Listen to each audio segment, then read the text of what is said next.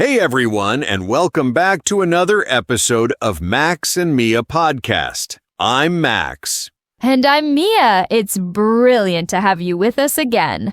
Whether you're tuning in for the first time or you've been following along since day one, we're genuinely thrilled you're here. Absolutely. And hey, if you're enjoying what we're putting out there, don't be shy. Hit that like button, subscribe if you haven't already, and honestly, sharing the podcast with anyone who's keen on leveling up their English would mean the world to us. Couldn't have put it better myself. Right, so today's episode is going to be a bit different and, frankly, quite exciting. We're throwing down the gauntlet for our C1 listeners out there. That's right. Today, you're going to immerse yourselves in authentic, everyday conversations, the kind of exchanges you'd actually overhear at a cafe, during a work meeting, or while catching up with mates down at the pub. Exactly. We're not going to water anything down or stick to textbook phrases. Instead, we'll be weaving in colloquialisms, idiomatic expressions, and the sort of natural language patterns that native speakers use without even thinking about it. So consider this your challenge. Listen actively, pick up on the nuances, and by the end of this episode, you'll have packed your vocabulary toolkit with loads of practical, real-world English that you can put to use straight away. Sounds good. Brilliant. Let's dive straight in, shall we? Let's do it. So let's kick things off with what we're calling sociocultural conversations. These are the discussions where you're not just exchanging pleasantries, you're diving into topics that actually matter, dissecting ideas, and articulating your stance on issues that shape our world. Precisely. And when you're engaging in debates or analytical discussions at this level, there's a particular lexicon that tends to crop up. We're talking about words and phrases that lend weight and sophistication to your arguments. Right. For instance, you might find yourself saying things are contentious rather than just controversial, or describing something as a double-edged sword when there are both advantages and drawbacks to consider. Exactly. You'll hear terms like ramifications, inherent, unprecedented, or catalyst.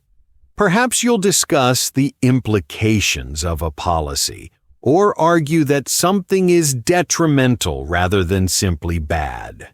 And don't forget expressions like to play devil's advocate, on the flip side, by and large, or to strike a balance. These aren't just filler. They're the building blocks of nuanced, compelling discourse. Spot on. Mastering this vocabulary allows you to navigate complex conversations with confidence and credibility. It's what separates a casual chat from a genuinely thought-provoking exchange. All right, so our first conversation today tackles a topic that's absolutely dominating headlines and dinner table debates alike: the impact of artificial intelligence on society. In this dialogue, you'll hear two friends going head-to-head on this issue. One's quite optimistic about AI, championing its potential to revolutionize industries and enhance our quality of life. The other harbors some serious reservations. And the concerns aren't just the usual robots taking our jobs rhetoric. Though that does come up, it's more about something deeper: our growing dependency on AI and what that means for human autonomy and critical thinking. Before we roll the audio, though, we want you to prime your mind with a few questions. These aren't about the conversation itself. They're about the topic. Reflect on them as you listen. Here we go. First, in your own life, Can you identify moments where you've already become dependent on AI or algorithms? What would happen if those tools suddenly disappeared?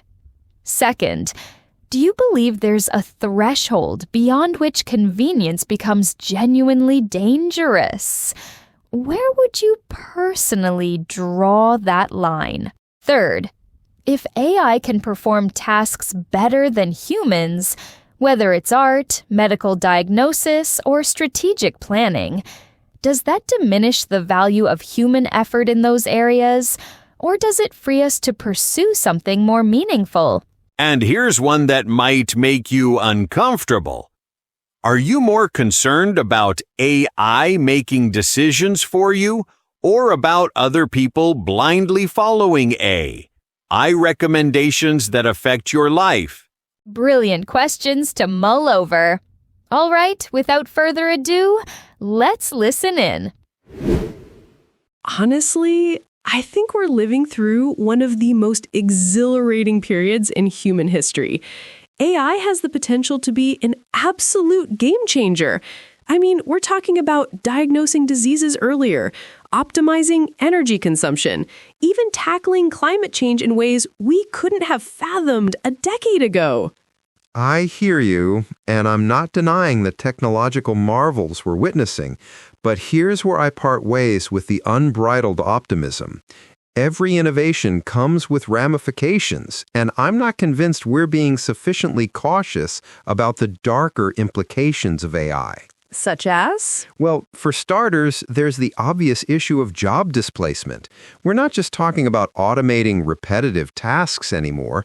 AI is encroaching on roles that require creativity, judgment, even empathy. What happens when entire sectors become obsolete overnight? That's a valid concern, but historically, technological revolutions have always created new opportunities. Yes, certain jobs vanish, but others emerge. The Industrial Revolution didn't lead to mass permanent unemployment. It transformed the labor landscape. Fair point, but I'd argue this is fundamentally different. The pace of change is unprecedented. People won't have the luxury of time to retrain or adapt. And beyond employment, there's something more insidious at play, our growing dependency on AI for decision-making. Go on. Think about it. We're already outsourcing everything from navigation to medical diagnoses, from financial planning to even creative pursuits. At what point do we become so reliant on these systems that we lose our capacity for critical thinking? We risk becoming passive consumers of algorithmic outputs rather than active agents in our own lives. I see where you're coming from, but isn't that a bit alarmist? Tools are meant to augment our capabilities, not replace them. A calculator doesn't make us forget how to do arithmetic. It frees us up to tackle more complex problems. That's the theory, sure. But in practice, when was the last time you did long division by hand or navigated using a paper map? These skills atrophy because we've ceded them to technology.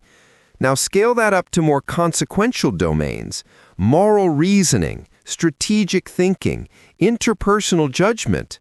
If we're constantly deferring to AI, we risk eroding the very faculties that make us human. I think you're conflating convenience with complacency. Just because we have access to AI doesn't mean we're obligated to lean on it for every decision. It's a tool, not a puppeteer.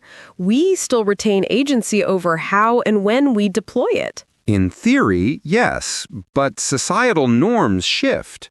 Once AI becomes the default, opting out becomes increasingly difficult. Look at social media. It was supposed to connect us, and now there's mounting evidence it's contributing to loneliness and mental health crises. The unintended consequences of these technologies are real, and with AI, the stakes are even higher. All right, I'll concede that safeguards are essential.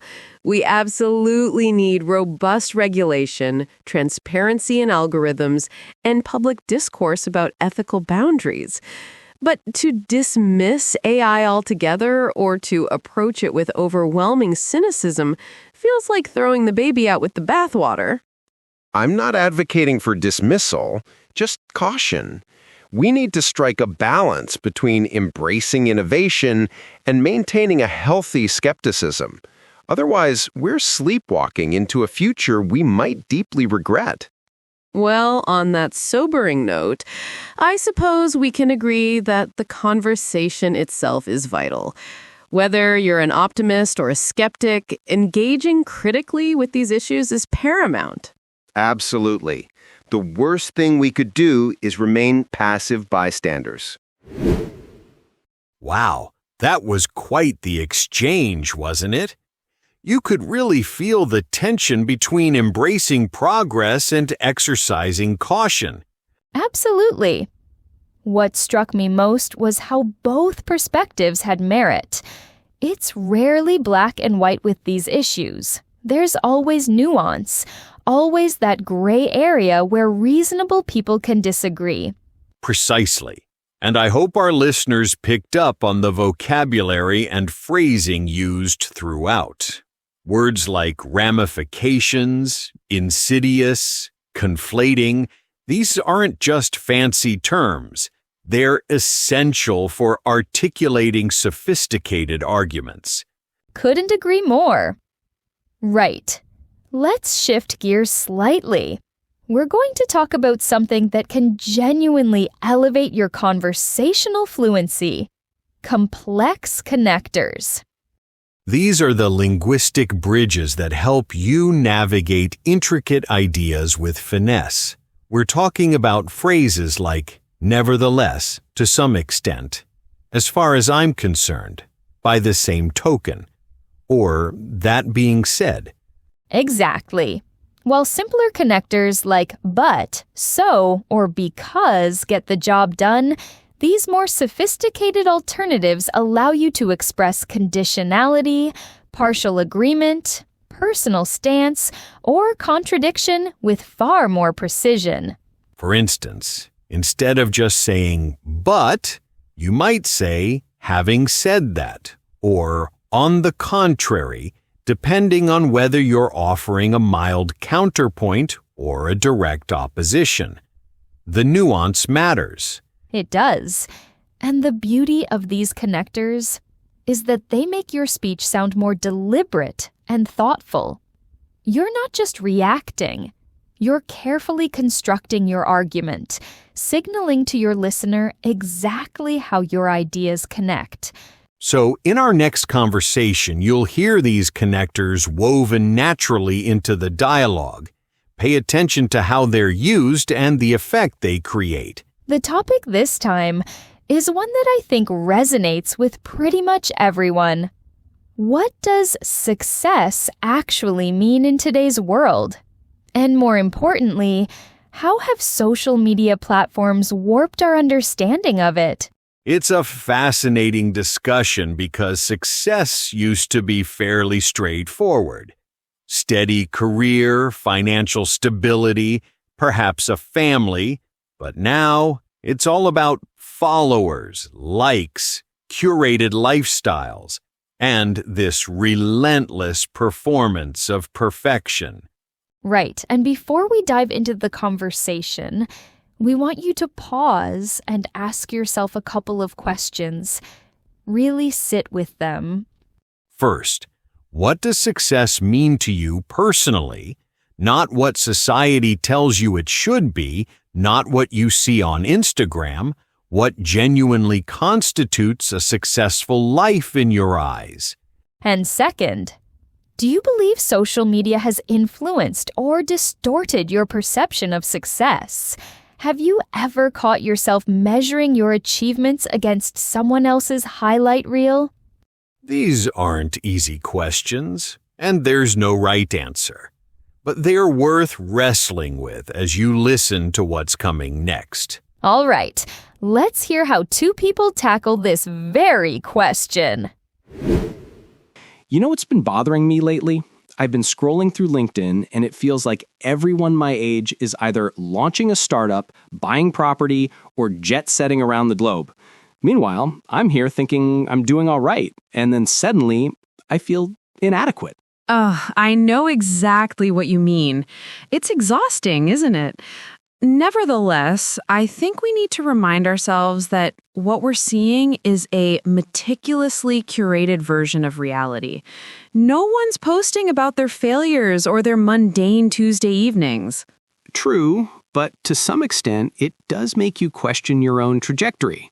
Like, am I successful? By whose standards? It's become this moving target that I can't quite pin down. Well, as far as I'm concerned, success has always been subjective, but social media has definitely amplified the noise around it. We're constantly bombarded with other people's benchmarks: six-figure salaries, exotic holidays, picture-perfect relationships. It's relentless. Exactly. And the thing is, those metrics are so superficial. I mean, financial stability matters, don't get me wrong, but is that really the be-all and end-all? What about fulfillment or peace of mind or genuine human connection? That's precisely it. Success used to be more holistic, or at least that's how I imagine it. Your grandparents probably measured it by whether they could provide for their family, whether they had a roof over their heads, and whether they were decent people. By contrast, our generation is obsessed with visibility and validation. Right, and that's where social media comes in. It's created this illusion that success is something you can quantify and display. You're not successful unless people can see it, unless you've got the evidence to back it up in the form of likes and followers. Which is absurd when you think about it. Some of the most fulfilled people I know have zero social media presence. They're living quietly, pursuing passions, nurturing relationships, and they're perfectly content. But according to the algorithm, they might as well be invisible. Absolutely. On the flip side, though, I do think social media has democratized opportunity in some ways. People who wouldn't have had a platform before can now build careers, share their art, connect with like-minded communities. That's not nothing. Fair point. Having said that, the trade-off is steep. For every person who's genuinely thriving, there are thousands who are trapped in the cycle of comparison and self-doubt. And the platforms profit from that anxiety. They're designed to keep us scrolling, comparing, feeling like we're not enough. It's sinister when you put it that way. And I'll admit, I've fallen into that trap more times than I care to count. I'll see someone my age who's accomplished something impressive, and instead of feeling inspired, I just feel behind. Same here. But here's what I've been trying to internalize lately. Success isn't a race. It's not a competition. What works for someone else might be completely irrelevant to my life and my values. To a large extent, we've let external markers dictate our sense of worth, and that's deeply problematic. I couldn't agree more. So what's the solution? Do we just delete our accounts and go live in the woods? Tempting, but probably not realistic. I think it's more about recalibrating our relationship with these platforms, being more intentional about what we consume, unfollowing accounts that make us feel rubbish, and this is crucial, getting offline and engaging with real life more often. Yeah, that makes sense. And maybe redefining success on our own terms, rather than adopting someone else's blueprint. Like, for me, success might be having autonomy over my time, doing work that feels meaningful, and maintaining close relationships. It doesn't have to look glamorous. Precisely. And acknowledging that it's okay to want different things at different stages. Success isn't static. What mattered to me 5 years ago isn't necessarily what matters now. And that's fine. We're allowed to evolve. That's refreshing to hear, actually. I think we put so much pressure on ourselves to have it all figured out, to be constantly ascending, that we forget life is more nuanced than that. Exactly. And by the same token, we need to extend that grace to others. When I see someone celebrating an achievement online, I'm trying to genuinely be happy for them instead of making it about me. It's a work in progress, mind you. Aren't we all? But I think conversations like this help. Just being honest about the fact that we're all grappling with this stuff, that we're all susceptible to the comparison trap. It's weirdly comforting. It really is. At the end of the day, I suppose the measure of success should be whether we're living in alignment with our values, whether we're growing, and whether we're contributing something positive to the world, even if that's just being a good friend or a supportive colleague. Well said. I'll drink to that. That conversation really hit home, didn't it? I found myself nodding along the entire time. Same here. What I appreciated most was how they acknowledged the complexity of it all. That social media isn't purely evil, but it does come with some serious psychological baggage if we're not careful. Absolutely. And did you catch all those connectors we mentioned earlier? Nevertheless, to some extent, by the same token, they were sprinkled throughout naturally, showing exactly how to use them in real conversation. Precisely. It's that kind of linguistic sophistication that makes you sound not just fluent, but genuinely articulate.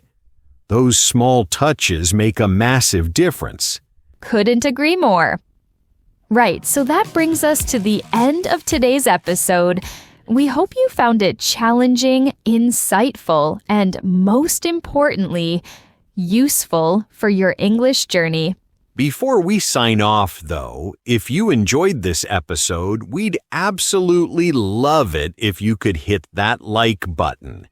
It genuinely helps us reach more learners like yourself. And if you haven't subscribed yet, what are you waiting for? Click that subscribe button so you never miss an episode. We've got loads more content coming your way. Also, drop us a comment. Let us know what you thought of today's conversations, which topic resonated with you most, or even suggest themes you'd like us to cover in future episodes. We actually read them all and love hearing from you. And hey, if you found this helpful, share it with a friend, a study partner, or anyone else who's working on leveling up their English. The more, the merrier. Absolutely. All right, that's us for today. Thanks so much for tuning in, and we'll catch you in the next episode. Until then, keep challenging yourself and keep learning. See you, everyone.